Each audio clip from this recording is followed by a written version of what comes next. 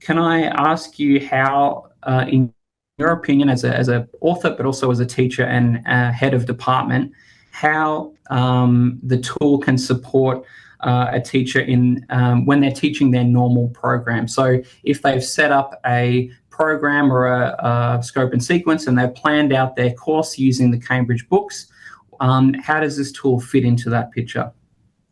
Well, thank you, Scott. Hello, everyone.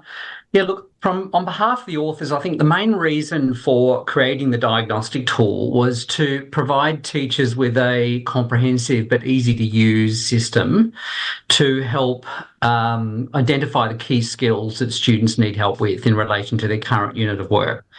So we didn't want to sort of introduce something that was a separate piece of work that students would have to do in their own time somewhere else, but we wanted something that would support their current work.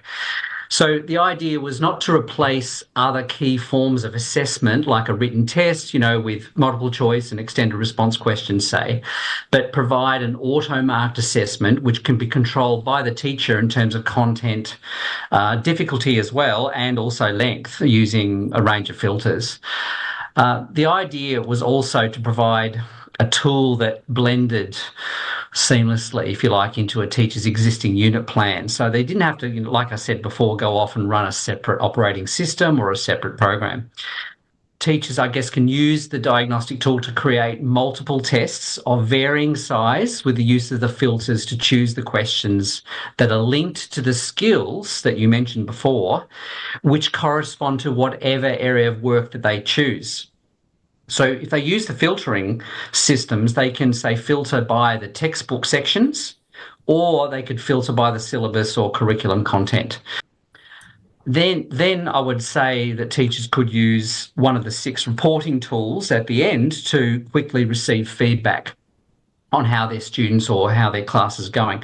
So, for example, they may wish to identify the key skills that some students or indeed the whole class are having trouble with, or they may wish to obtain a clearer picture on how students are progressing and whether or not there's any evidence of growth.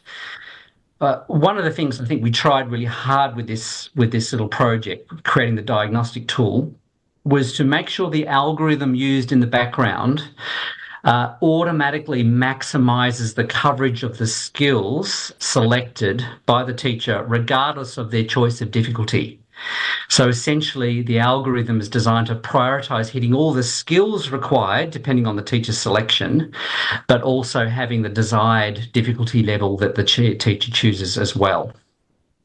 And if anyone wants to get into the details of how this balancing matrix works, they can contact David or myself or their rep, and we can talk about how it works in the background. It's a very nifty thing that our author team came up with in terms of ensuring the best possible coverage of the set of content that is being tested against.